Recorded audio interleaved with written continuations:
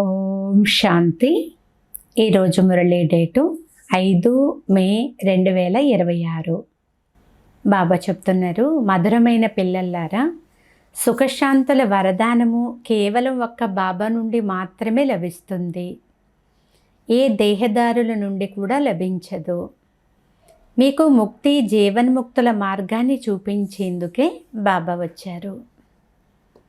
ఈరోజు మురళిలోని ప్రశ్న, బాబా జతలో వెళ్ళేందుకు, సత్యయుగం ఆదిలో వచ్చేందుకు పురుషార్థం ఏమిటి? సమాధానము, బాబా జతలో వెళ్ళాలి అంటే సంపూర్ణ పవిత్రులుగా అవ్వాలి. సత్యయుగం ఆదిలో వచ్చేందుకు ఇతర అన్ని సాంగత్యాల నుండి బుద్ధి యోగాన్ని తొలగించి కేవలం ఒక్క బాబాతో జోడించాలి. ఆత్మాభిమానులుగా తప్పకుండా అవ్వాలి.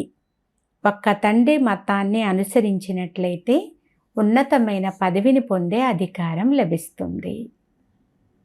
పాట, నయనహీనులకు మార్గాన్ని చూపించండి ప్రభు. ఓం శాంతి. ఈ పాటను ఎవరు పాడారు? పిల్లలు కదా. ఎందుకంటే అందరికీ తండ్రి ఒక్కరే, వారినే రచయిత అని అంటారు. రచన రచయితను పిలుస్తుంది. బాబా అర్థం చేయించారు, భక్తి మార్గంలో మీకు ఇరువురు తండ్రులు ఉన్నారు. ఒకరు లౌకికము, మరొకరు పారలౌకికము. సర్వాత్మలకు తండ్రి అయితే ఒక్కరే కదా. తండ్రి ఒక్కరే అయినందువలన ఆత్మలందరూ పరస్పరం సోదరులము అని అంటారు. ఓ గాడ్ ఫాదర్, ఓ పరంపిత, దయ చూపించండి, క్షమించండి అని తండ్రిని పిలుస్తారు. భక్తుల రక్షకుడు భగవంతుడు ఒక్కరే. మొట్టమొదట మనకు ఇద్దరు తండ్రులు అనే విషయాన్ని అర్థం చేయించాలి. పారలౌకిక తండ్రి అయితే అందరికీ ఒక్కరే కదా. అయితే లౌకిక తండ్రి ప్రతి ఒక్కరికి వేరువేరుగా ఉంటారు. ఇప్పుడు లౌకిక తండ్రి గొప్పవారా లేక పారలౌకిక తండ్రి గొప్పవారా?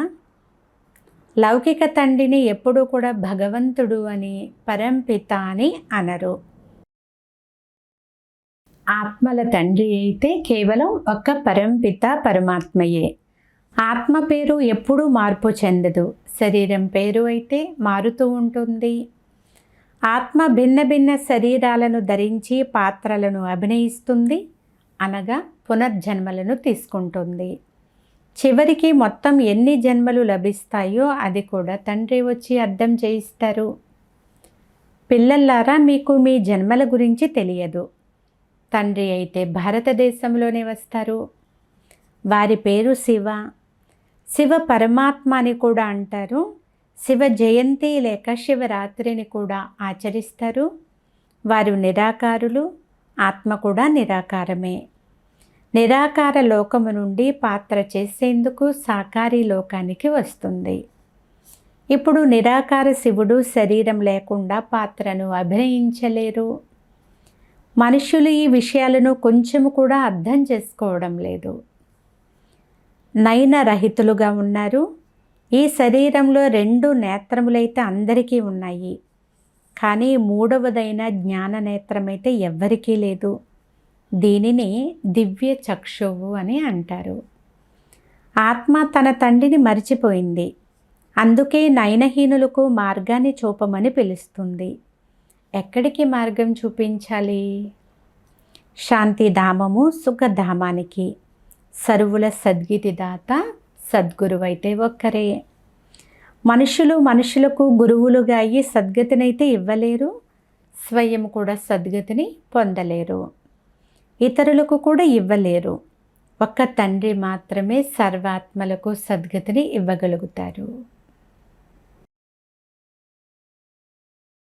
కేవలం ఒక్క తండ్రిని మాత్రమే స్మృతి చేయాలి. తండ్రి చెప్తారు, ఏ మనుష్య మాత్రులు ముక్తి జీవన్ముక్తిని, శాంతి సుఖాలను సదాకాలానికైతే ఇవ్వలేరు. సుఖశాంతుల వరదానాన్ని ఒక్క తండ్రి మాత్రమే ఇవ్వగలుగుతారు. మనుషులకు ఇవ్వలేరు. భారతవాసీలు సతో ప్రధానంగా ఉన్నప్పుడు సత్యుగ స్వర్గవాసులుగా ఉండేవారు. ఆత్మ పవిత్రంగా ఉండేది. భారతదేశాన్ని స్వర్గము అని అంటారు. అప్పుడు ఆత్మలు చాలా పవిత్రంగా సతోప్రధానంగా ఉండేవి. నేటికి ఖచ్చితంగా 5,000 సంవత్సరాల క్రితం భారతదేశం స్వర్గంగా సతోప్రధానంగా ఉండేది. ఈ లక్ష్మీనారాయణల రాజ్యం ఉండేది అని మీకు తెలుసు. ఇప్పుడు ఇది కలియుగానికి కూడా అంతిమ సమయము. దీనిని నరకము అని అంటారు. ఇదే భారతదేశం స్వర్గంగా ఉన్నప్పుడు చాలా ధనవంతంగా ఉండేది. వజ్ర వైడూర్యాల భవనాలు ఉండేవి. తండ్రి పిల్లలకు స్మృతి కలిగిస్తున్నారు. సతీగవాదిలో ఈ లక్ష్మీనారాయణల రాజధాని ఉండేది. దానిని స్వర్గము వైకుంఠము అని అంటారు. ఇప్పుడైతే స్వర్గం లేనేలేదు. ఇది తండ్రి అర్థం చేయిస్తున్నారు. బాబా భారతదేశంలోనే వస్తారు. నిరాకారుడైన శివుని యొక్క జయంతిని కూడా ఆచరిస్తారు. కానీ వారు ఏమి చేస్తున్నారో ఎవ్వరికీ తెలియదు. ఆత్మలమైన మన తండ్రి శివుడు, మనమైతే వారి జయంతిని తప్పకుండా ఆచరిస్తాము. తండ్రి జీవన చరిత్ర కూడా తెలియదు. దుఃఖంలో అయితే అందరూ స్మరణ చేస్తారు అనే గాయనము కూడా ఉంది. ఓ గాడ్ ఫాదర్ దయ చూపించండి, మేము చాలా దుఃఖంలో ఉన్నాము అని పిలుస్తారు. ఎందుకంటే ఇది రావణ రాజ్యము కదా. ప్రతి సంవత్సరము రావణుణ్ణి తగులబెడతారు. కానీ 10 తలల రావణుడు అంటే ఎవరు అనేది మాత్రం ఎవరికీ తెలియదు. మనము రావణుణ్ణి ఎందుకు తగులబెడతాము? ఇతను ఎలాంటి శత్రువు అయినందువలన అతని బొమ్మను తయారు చేసి తగలబెడుతున్నాము, ఇది మాత్రం ఎవ్వరికీ తెలియదు. భారతవాసీలకు అసలే తెలియదు. ఎందుకంటే జ్ఞానము అనే 3వ నేత్రం లేదు. అందుకే వారు రామరాజ్యం కావాలి అని వేడుకుంటారు. స్త్రీలలో 5 వికారాలు, పురుషునిలో 5 వికారాలు ఉన్నాయి. అందుకే దీనిని రావణ సాంప్రదాయము అని అంటారు. ఈ రావణుడు అనే పంచ వికారాలే అత్యంత పెద్ద శత్రువు. ఇతని దిష్టి బొమ్మను తయారు చేసి కాలుస్తారు. మేము తగలబెడుతున్న ఈ రావణుడు ఎవరు భారతవాసీలకు తెలియదు. రావణ రాజ్యము అనగా 5 వికారాలు ఎప్పటి నుండి ప్రారంభమయ్యాయో కూడా ఎవ్వరికీ తెలియదు.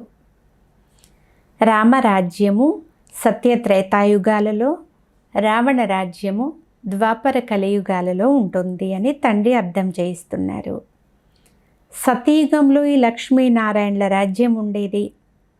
వారికి ఈ రాజ్యం ఎక్కడ నుండి ఎలా లభించింది అనేది కూడా ఎవరు అర్థం చేసుకోలేరు. ఇవి తెలుసుకోవలసిన విషయాలు. దీనిపైన చాలా గమనం కూడా పెట్టాలి. తండ్రి అత్యంత ప్రియమైన వారు, అందుకే వారిని భక్తి మార్గంలో కూడా పిలుస్తారు. భారతదేశంలో వీరి రాజ్యం ఉన్నప్పుడు దుఃఖానికి నామరూపాలు కూడా ఉండేవి కాదు. ఇప్పుడు ఇది దుఃఖధామము. అనేక ధర్మాలు ఉన్నాయి. సత్యయుగంలో ఒకే ధర్మం ఉండేది. మిగిలిన ఆత్మలన్నీ ఎక్కడికి వెళ్ళిపోతాయో ఎవ్వరికీ తెలియదు. ఎందుకంటే నయనహీనులుగా ఉన్నారు. శాస్త్రాల ద్వారా ఎవ్వరికీ జ్ఞానం అనే 3వ నేత్రం లభించదు. జ్ఞాన నేత్రము జ్ఞానసాగరుడైన పరంపిత పరమాత్ముడే ఇస్తారు. ఆత్మకు 3వ నేత్రం లభిస్తుంది. తాను ఎన్ని జన్మలు తీసుకున్నదో, సతయుగంలో ఏ దేవీ దేవత రాజ్యం ఉండేదో అదేమైపోయిందో అనే విషయాన్ని ఆత్మ మర్చిపోయింది. మనుషులు 84 జన్మలు తీసుకుంటారని గానం కూడా చేస్తారు. 84 జన్మల చక్రము అని కూడా అంటారు. కానీ ఏ ఆత్మ 84 జన్మలు తీసుకుంటుంది?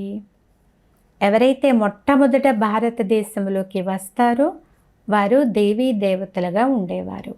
అంటే సృష్టి ఆది కాలం నుండి ఎవరైతే జన్మలు తీసుకుంటారో వారికి మాత్రమే లాస్ట్కి 84 జన్మలు కంప్లీట్ అవుతాయి. వారు మళ్ళీ 84 జన్మలు అనుభవించి చివరిలో పతితంగా అయిపోతారు. హే పతిత పావన అని మహిమ కూడా చేస్తారు. కనుక తాము పతితులము అని వారే నిరూపిస్తారు. అందుచేతనే ఓ పతిత పావన రండి, మమ్మల్ని పావనంగా చెయ్యండి అని పిలుస్తారు. ఎవరు స్వయం పతితులుగా ఉంటారో వారు ఇతరులను పావనముగా ఎలా తయారు చేయగలుగుతారు? బాబా చెప్తారు, అర్ధకల్పం భక్తి మార్గంలో రావణ రాజ్యము 5 వికారాలున్న కారణముగా భారతదేశం ఇంతటి దుఃఖాన్ని పొందింది. 84 జన్మలు తప్పకుండా తీసుకుంటారు, కానీ దాని లెక్క కూడా అర్థం చేయించాలి కదా. మొదట సత్యయుగంలో సత్తు ప్రధానంగా, త్రేతాలో సత్తు, ఆత్మలో మలినాలు కొంచెం కొంచెం చేరుకుంటాయి. తండ్రి భారతదేశంలోనే వస్తారు. శివ జయంతి ఆచరింపబడుతుంది కదా. మిగిలిన ఆత్మలందరూ కూడా గర్భం ద్వారా జన్మ తీసుకుంటారు. నేనైతే సాధారణ వృద్ధ శరీరంలో ప్రవేశిస్తాను అని బాబా అంటున్నారు. ఇది ఇతని అనేక జన్మల అంతిమ జన్మ. ఇది ఏ ఒక్కరికి మాత్రమే అర్థం చేయించరు. ఇది గీతా పాఠశాల. మనుషులను దేవతలుగా తయారు చేసేందుకు ఇక్కడ రాజయోగం నేర్పించబడుతుంది. మీరు ఇక్కడకు స్వర్గ సామ్రాజ్యాన్ని ప్రాప్తి చేసుకునేందుకు వచ్చారు. దీనిని తండ్రి మాత్రమే ఇవ్వగలరు. గీత చదవడం ద్వారా ఎవ్వరూ రాజులుగా అవ్వలేరు, ఇంకా పేదవారిగానే అవుతూ వచ్చారు.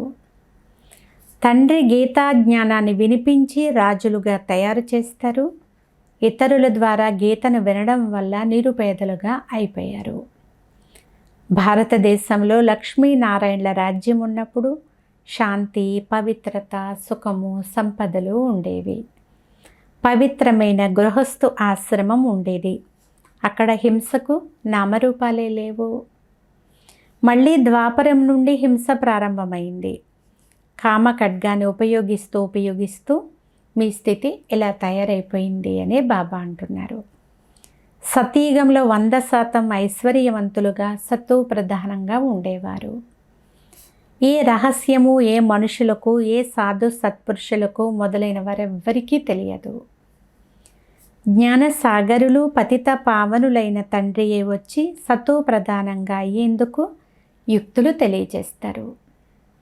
రావణుని మతానుసారముగా మనుషుల యొక్క స్థితి ఎలా అయిపోయిందో చూడండి. రాజులు కూడా ఎవరైతే పవిత్రమైన రాజులుగా ఉండి వెళ్ళిపోయారో, అంటే దేవతలు, వారి యొక్క చరణాలపైన పడి మీరు సర్వగుణ సంపన్నులు, మేమైతే నీచులము, పాపులము, మాలో ఏ గుణాలు లేవు, మా పైన దయ చూపించండి, మమ్మల్ని మందిరానికి యోగ్యంగా తయారు చేయండి అని మహిమను గానం చేస్తారు. తండ్రి ఎలా వచ్చి మళ్ళీ దేవీ దేవత ధర్మాన్ని స్థాపన చేయిస్తారో ఎవ్వరికీ తెలియదు. మేమే దేవీ దేవతా ధర్మం వారము, మేమే క్షత్రియ వైశ్య శూద్రులుగా అయ్యాము. ఇన్ని జన్మలు తీసుకుని ఇప్పుడు 84 జన్మలు పూర్తి అయిపోయినవి అని మీరు అర్థం చేసుకున్నారు. మళ్ళీ సృష్టి చక్రం తిరగాల్సి ఉంటుంది. కనుక మళ్ళీ మీరు ఇక్కడే పావనముగా అవ్వాలి. పతితులు సుఖధామములోకి, శాంతిధామములోకి వెళ్ళలేరు కదా. సతో ప్రధానంగా ఉన్న మీరు తమో ప్రధానంగా అయిపోయారు. స్వర్ణిమ యుగము నుండి ఇప్పుడు తిరిగి ఇనుప యుగంలోకి వచ్చేసారు. మళ్ళీ ఇప్పుడు స్వర్ణిమ యుగం వారిగా అవ్వాలి. అప్పుడే కదా ముక్తిధామము, సుఖధామంలోకి వెళ్ళగలుగుతారు అని బాబా అంటారు. భారతదేశం సుఖధామముగా ఉండేది, ఇప్పుడు దుఃఖధామముగా ఉంది. నయనహీనులైన మాకు మార్గాన్ని చూపించండి, మేము శాంతిధామంలోకి ఎలా వెళ్ళాలి అని పాటలో కూడా విన్నారు కదా. వారు పరమాత్మ సర్వవ్యాపి, ఫలానా అవతారము, పరశురామ అవతారము అని అంటూ ఉంటారు. ఇప్పుడు తండ్రి పరశురాముడై ఎవరినైనా హతమారుస్తూ ఉంటారా? ఇలా జరగదు. మీరు ఈ చక్రంలో ఎలా 84 జన్మలు తీసుకున్నారో తండ్రి అర్థం చేయిస్తారు. ఇప్పుడు తండ్రి అయిన నన్ను స్మృతి చెయ్యండి. ఓ ఆత్మల్లారా, ఆత్మాభిమానులుగా అవ్వండి. దేహాభిమానులుగా అయ్యి మీరు పూర్తిగా దుఃఖితులుగా, నిరుపేదలుగా, నరకవాసులుగా అయిపోయారు. ఒకవేళ స్వర్గవాసులుగా అవ్వాలి అనుకుంటే తప్పకుండా ఆత్మాభిమానులుగా అవ్వాలి. ఆత్మయే కదా ఒక శరీరాన్ని వదిలి మరొక శరీరాన్ని తీసుకుంటుంది. ఇప్పుడు 84 జన్మలు పూర్తి అయ్యాయి. మళ్ళీ సతీయుగం ఆదిలోకి వెళ్ళాలి. ఇప్పుడు నన్ను స్మృతి చెయ్యండి. మిగిలిన సాంగత్యాల నుండి బుద్ధి యోగాన్ని తొలగించండి. భలే గృహస్థి వ్యవహారంలో ఉండండి, కానీ స్వయాన్ని మాత్రం ఆత్మ అని నిశ్చయం చేసుకోండి. ఆత్మ ఒక శరీరాన్ని వదిలి మరొక శరీరాన్ని తీసుకుంటుంది. కావున ఇప్పుడు తప్పనిసరిగా ఆత్మాభిమానులుగా అవ్వాలి. నన్ను స్మృతి చేసినట్లయితే మలినమంతా కాలిపోతుంది.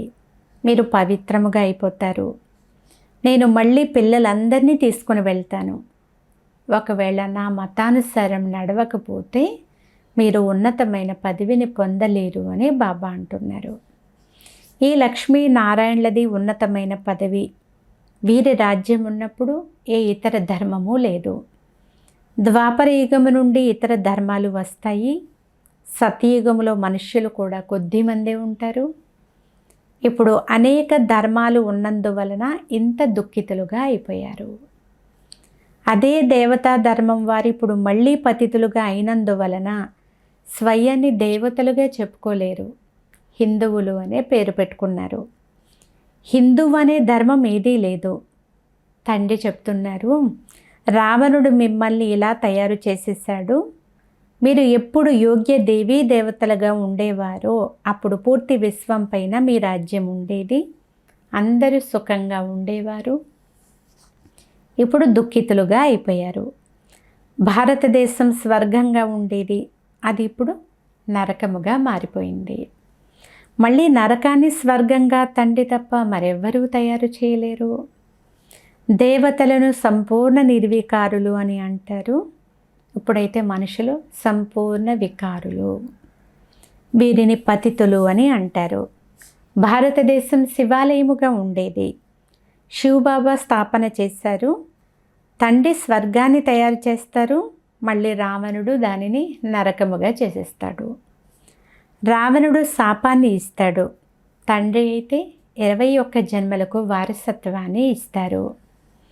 ఇప్పుడు మీరు ప్రతి ఒక్కరూ తండ్రినే స్మృతి చెయ్యండి. ఏ దేహదారులను కూడా స్మృతి చెయ్యకండి. దేహదారులను భగవంతుడు అని అనరు. భగవంతుడైతే ఒక్కరే.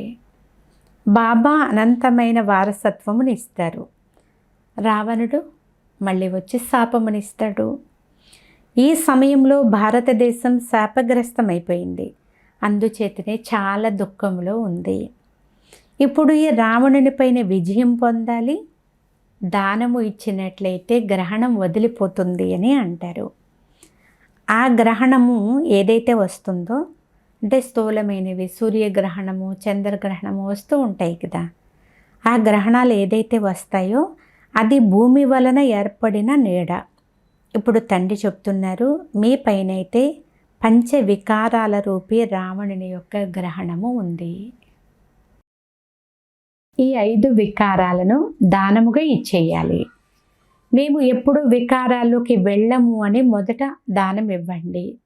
ఈ కామ ఖడ్గమే మనుష్యులను పతితులుగా చేసేస్తుంది అని బాబా అంటున్నారు.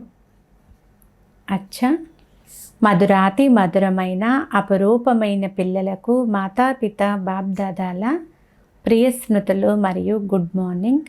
ఆత్మిక పిల్లలకు ఆత్మిక తండ్రి నమస్తే. ఆత్మీయ తండ్రికి ఆత్మీయ పిల్లల యొక్క ప్రియ స్మృతులు గుడ్ మార్నింగ్. నమస్తే నమస్తే నమస్తే. ధారణ కొరకు ముఖ్య సారము. ఫస్ట్ పాయింట్, తండ్రి తెలియచేసే జ్ఞానము పైన పూర్తి గమనం ఉంచి చదవాలి. జ్ఞానం అనే 3వ నేత్రము ద్వారా మీ 84 జన్మలు తెలుసుకొని ఇప్పుడు ఈ అంతిమ జన్మలో పావనముగా అవ్వాలి. సెకండ్ పాయింట్, రావణుని యొక్క శాపము నుండి సురక్షితంగా ఉండాలి అంటే కేవలం ఒక్క తండ్రి స్మృతిలో మాత్రమే ఉండాలి. 5 వికారాలను దానమివ్వాలి. బాబా మనకు ఏదైతే శ్రీమతమునిస్తున్నారో దానిని మాత్రం తప్పకుండా అనుసరించాలి. ఈరోజు వరదానము, కిరీటము మరియు తిలకాన్ని ధరించి బాబ్దాదాకు సహాయకారిగా అయ్యే హృదయ సింహాసనాధికారి భవ. ఎవరైనా సింహాసనంపై కూర్చుంటే వారికి తిలకము మరియు కిరీటము గుర్తుగా ఉంటాయి. అలా ఎవరైతే హృదయ సింహాసనాధికారులుగా ఉంటారో వారి మస్తకం పైన సదా అవినాశి ఆత్మిక స్థితి యొక్క తిలకము దూరము నుండే ప్రకాశిస్తూ కనిపిస్తుంది.